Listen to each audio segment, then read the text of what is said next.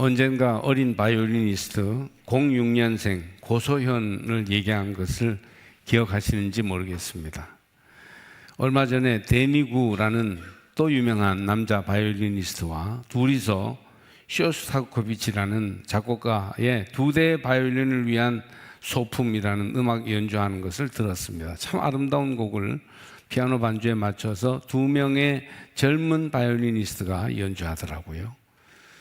아직 소녀라고 할 수 있는 미국의 음악 영재학교에 다니는 청소년 고소현과 청년 데니구 둘이서 연주하는데 정말 그 음악이 그렇게 아름다울 수가 없었어요. 어린 바이올린 신동 고소현이 많이 컸더라고요. 그 아이가 5살 어릴 적에 이런 일이 있었습니다. 브람스의 바이올린 곡을 하나 듣더니 그 어린 유치원생 하나가 이렇게 말했다고 합니다. 제 마음이 뜨거워졌어요. 그 브람스의 음악을 들을 때 그 노래의 그 깊은 영혼이 이 어린아이의 마음을 뜨겁게 한 것입니다. 그 마음속의 불을 잘 살려서 이 아이가 훌륭한 음악가로 성장하고 있습니다. 앞으로 아마 음악계에 더 많이 나타날 것으로 보입니다. 저는 그 어린아이가 했다는 말을 전해 듣고 마음이 뭔지 모르게 뭉클해졌었어요. 아이고, 그런 아이가 마음속에 마음이 뜨거워졌다고 그렇게 말하는구나. 참 아주 인상 깊은 얘기였습니다. 오늘은 웨슬리가 가슴이 뜨거워진 것을 기념하는 주일이에요. 287년 전 1738년 5월 24일 저녁에 웨슬리의 마음이 뜨거워졌다고 고백하는 것을 기념하는 회심주일이 오늘입니다. 감리교회는 마음속에 불을 애서 시작된 교파예요. 교단을 만들려는 마음이 애초에 없었던 웨슬리였지만 당시 기독교였던 영국 성공회는 웨슬리의 마음속 불을 감당할 수 없어서 자꾸 웨슬리에게 강단을 안 주고 거리로 나갈 수밖에 없게 했고 결국 어쩔 수 없이 감리교회가 시작된 것입니다. 그날의 일기는 이런 내용을 담고 있습니다. 나는 내 마음이 이상하게 뜨거워지는 것을 느꼈다. 이 구절은 굉장히 중요한 구절이어서 제가 원어로 좀 소개하면 I felt my heart strangely warmed 그렇게 되어 있습니다. 나는 이제 나 자신이 그리스도를 오직 그리스도만을 믿음으로 구원받았다는 것을 느꼈다. 그리고 주께서 나의 모든 죄를 영원히 제거하셨고 나를 죄와 사망의 법에서 구원하셨다는 확신을 얻었다. 존 웨슬리는 그날 저녁 8시 45분쯤에 아주 내키지 않는 마음으로 올더스게이트 거리에서 모이는 집회에 갔다가 믿음으로 의롭다함을 얻는 교리를 설명하는 루터의 로마서 주석 서문을 읽는 것을 듣게 됩니다. 그때 호련히 그의 마음속에 놀라운 변화가 일어납니다. 갑자기 마음이 뜨거워진 것이에요. 마음속에 뭔가 뜨거움이라는 증거가 나타난 것이죠. 그는 성령의 감동에 의해 중생의 은혜를 체험하고 그날 회심하였습니다. 오늘 그 회심에 대해서 좀 설명을 하기 때문에 설교가 조금 어려울 수도 있지만 한번 들어두시기 바랍니다. 감리교회는 무슨 조직이나 교회 창립에서 시작된 교단이 아닙니다. 그냥 영국 국교회인 성공회 안에 신앙운동으로 나가다가 워낙 그 모임이 강하고 대중들의 참여가 커지니까 성공회에서 그걸 담을 수가 없었어요. 그래서 할 수 없이 자기들끼리 모이던 모임이 되었습니다.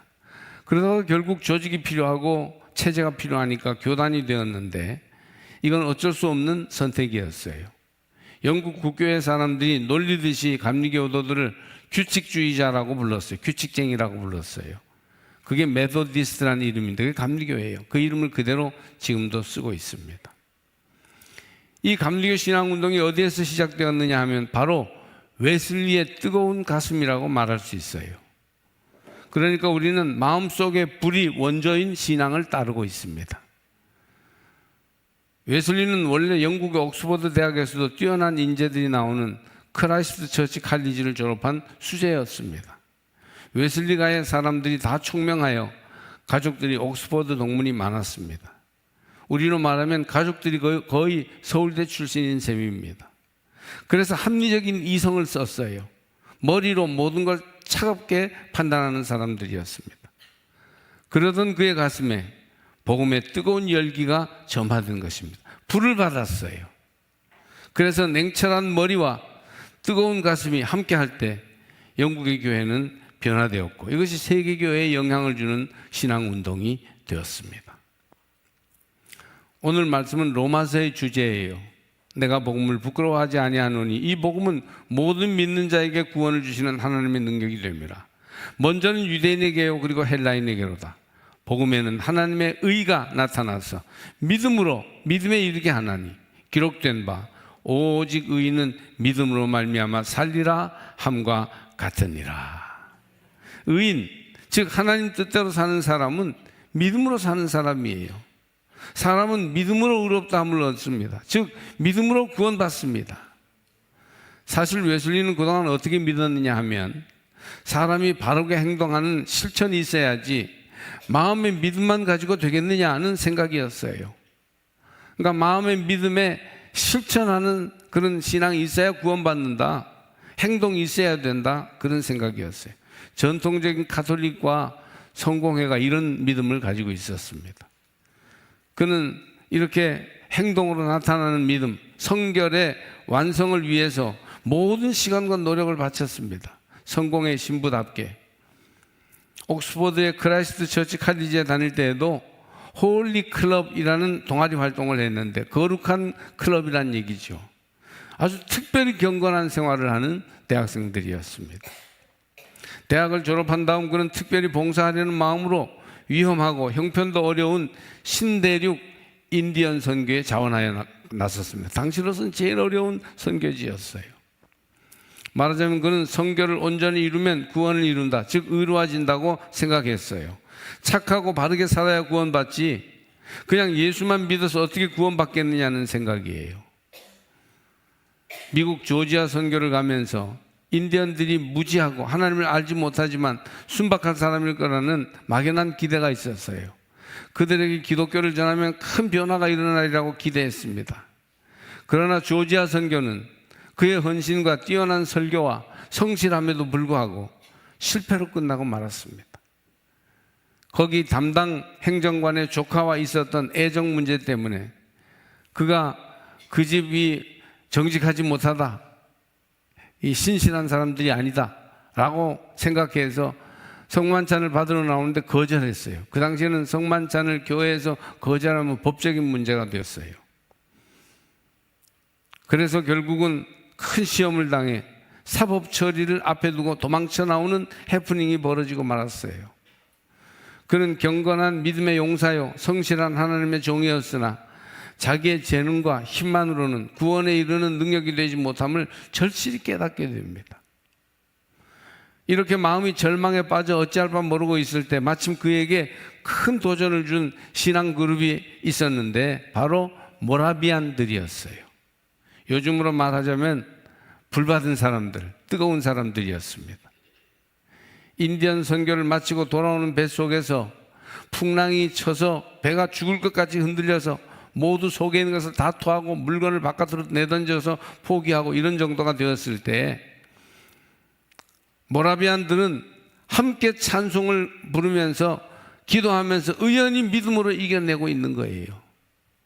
이런 믿음을 현장에서 본 웨슬리는 큰 도전을 받습니다. 야, 저 모라비안들이 도대체 어떤 사람들이야? 나 같은 사람은 신부인데도 목사인데도 이렇게 쩔쩔매는데 저렇게 의연하게 찬송을 부르고 있다니. 웨슬리보다 몇 살 아래인 피터 벨러라는 모라비안의 지도자를 만나서 자기의 믿음에 대해서 대화를 하게 되는데 독일 출신 지도자인 피터 벨러는 그에게 구원의 확신에 대한 마음의 증거가 있는지, 이것을 내적 증거라 그래요. 내적 증거. 구원의 확신에 대한 마음의 증거가 있는지 계속 그걸 물어보는 거예요.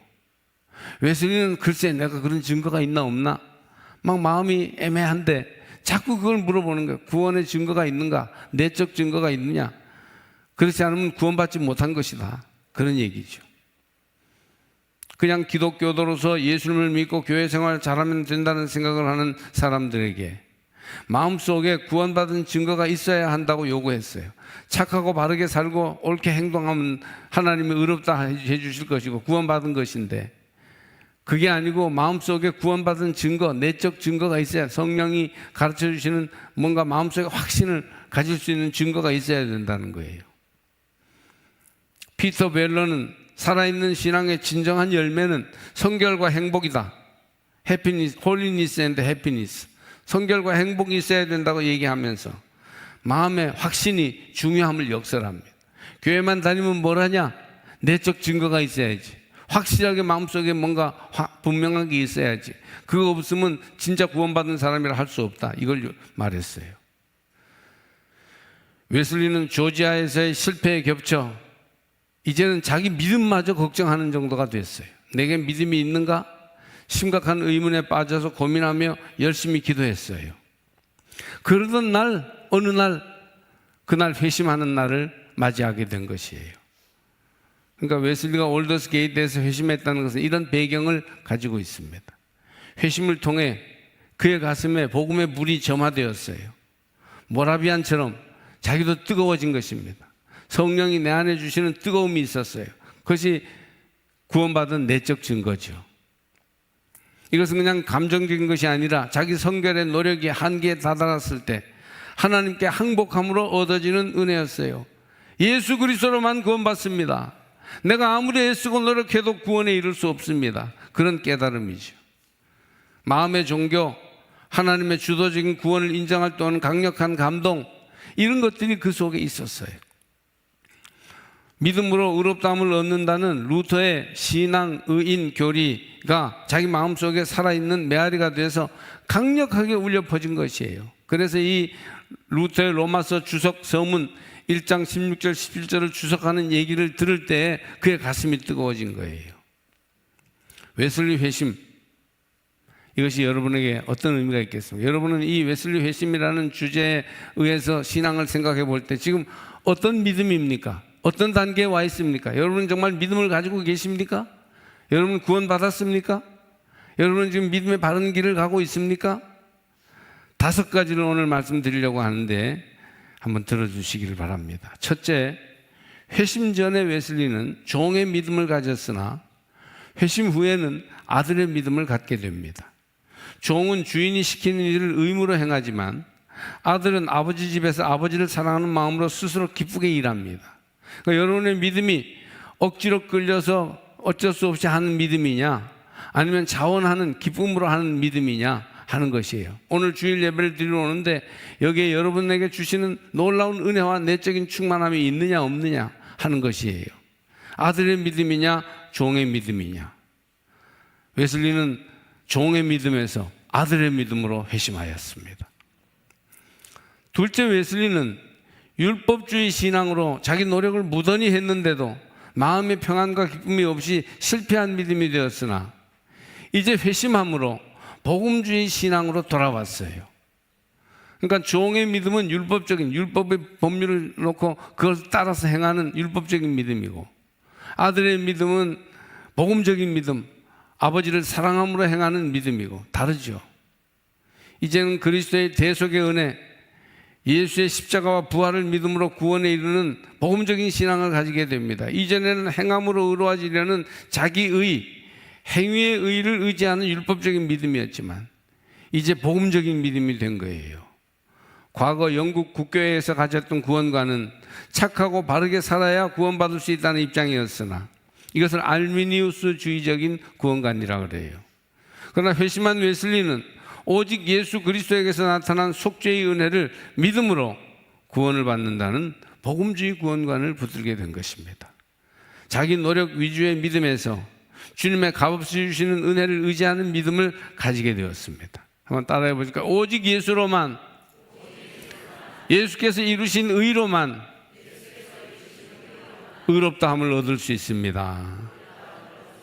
이런 믿음, 율법주의에서 복음주의로 웨슬리가 회심하게 되었습니다. 세 번째로 웨슬리는 오직 믿음, 오직 은혜의 확고한 신앙관을 가지게 됩니다. 그러니까 칭의와 성화의 순서가 바뀐 거예요. 옛날에는 성화가 잘 돼서 착하고 바르게 거룩하게 잘 살아야 구원받는다, 칭의를 앞세웠으나 이제는 성화를 앞세웠으나 이제는 칭의를 앞세우는 거예요. 예수를 믿고 예수님이 이루어 주신 구원의 은혜 아래 서게 될 때 구원받는다. 그리고 구원받은 자로서 따라오는 게 성화다, 그런 얘기입니다. 칭의와 성화의 순서가 바뀝니다. 예전에는 성화가 앞이고 칭의가 따라갔다면 이젠 칭의가 앞이고 성화가 따라가게 된 것입니다. 웨슬리가 올더스 게이트 회심 이전에는 성결을 온전히 이루어야 의롭다 인정을 받아 구원된다는 생각을 했었습니다. 그러니까 성화가 앞서는 믿음이었죠.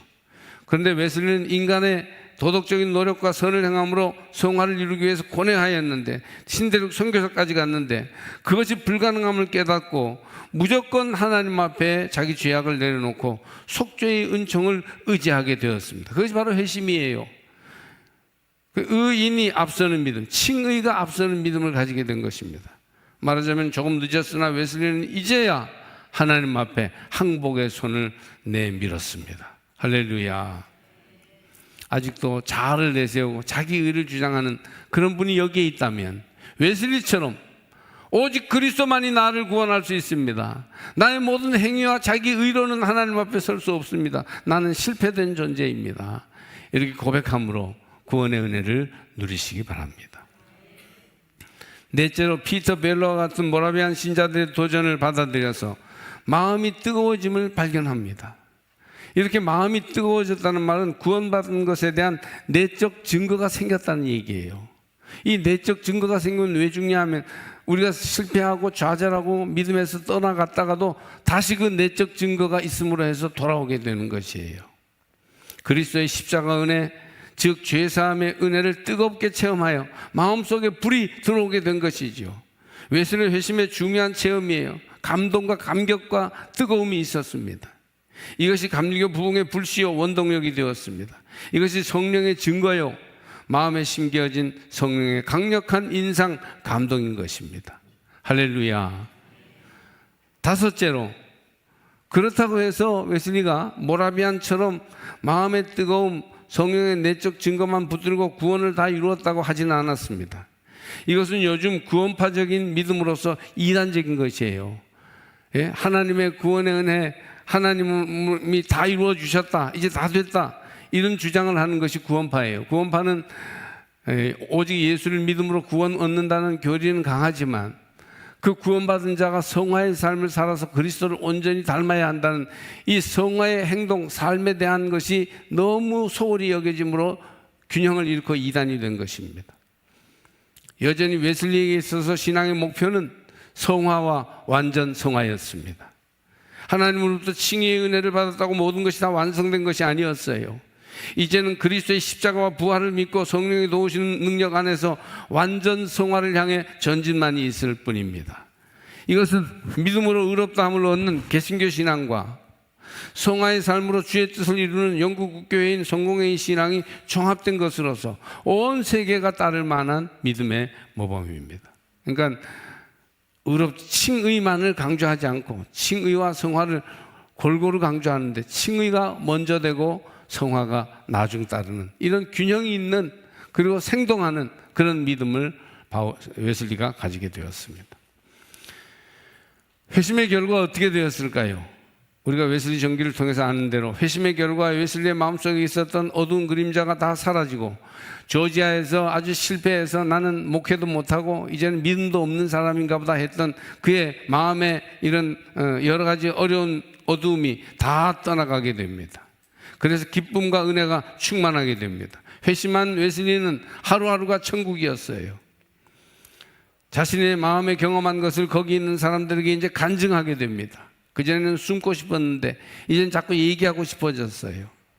모든 절망이 사라지고 마음에 말할 수 없는 평화와 기쁨이 있었습니다.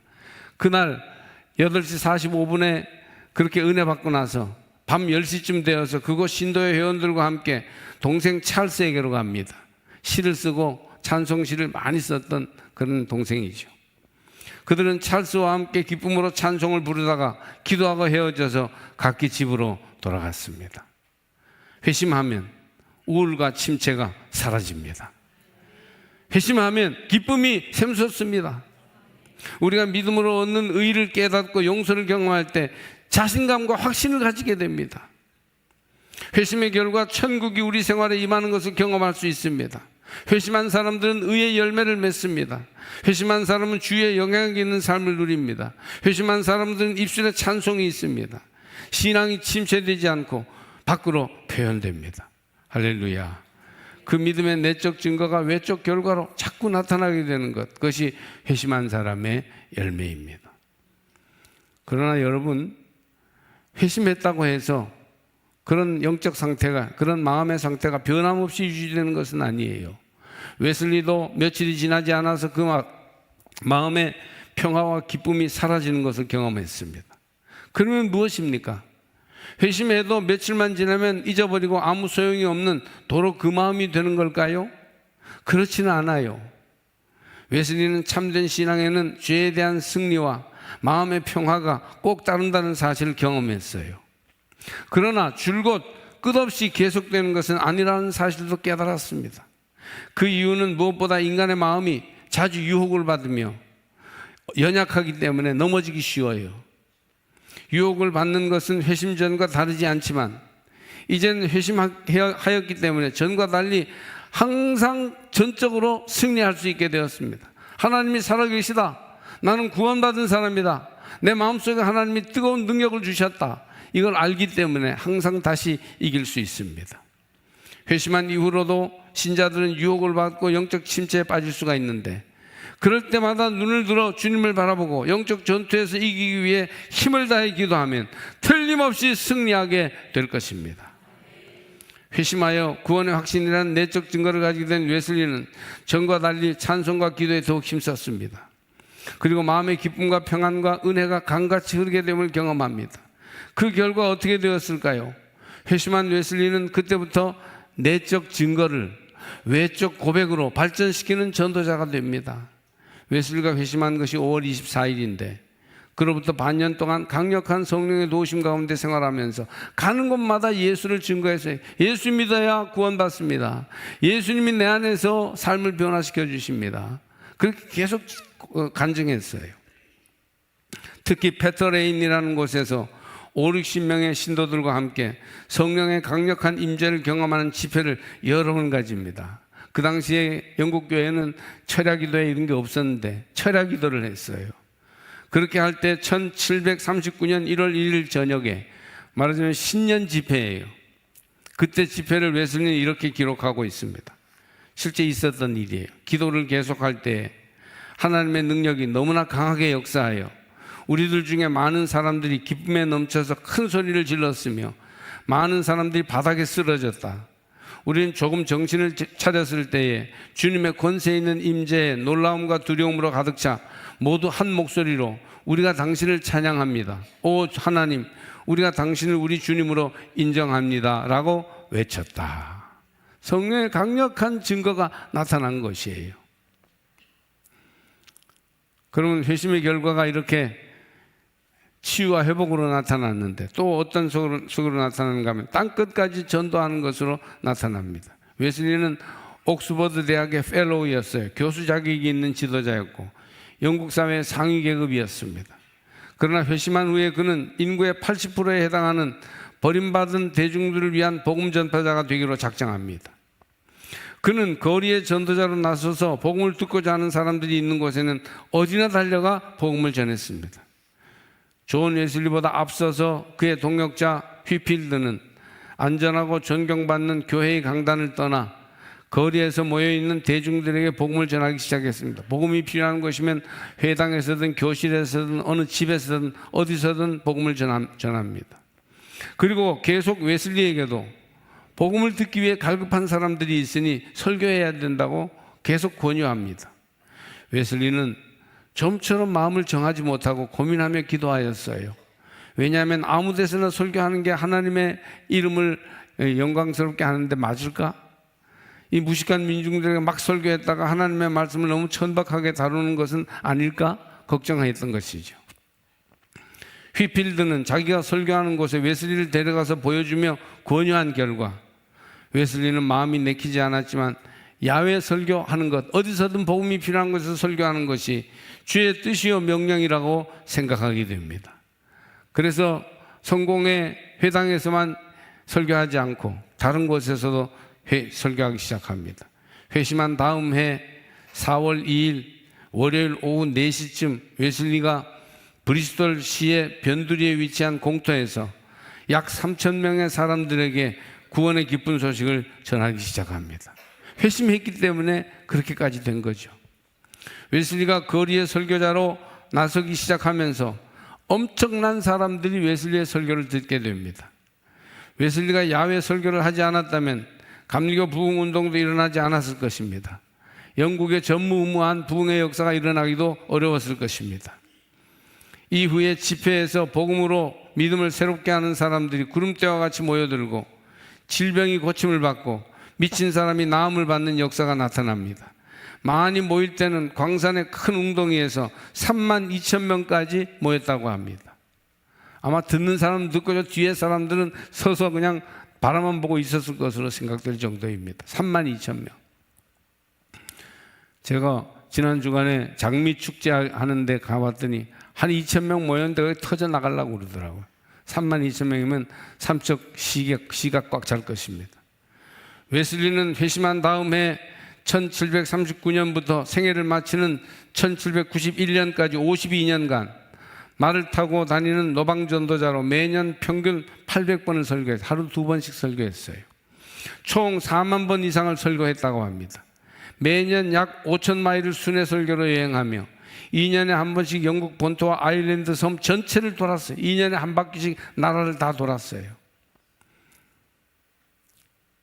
그는 성직자로서 대우는 못 받았지만 길 잃은 영혼들을 구원하기 위해 불타는 가슴으로 복음을 전파하는 노방 전도사로 살았습니다.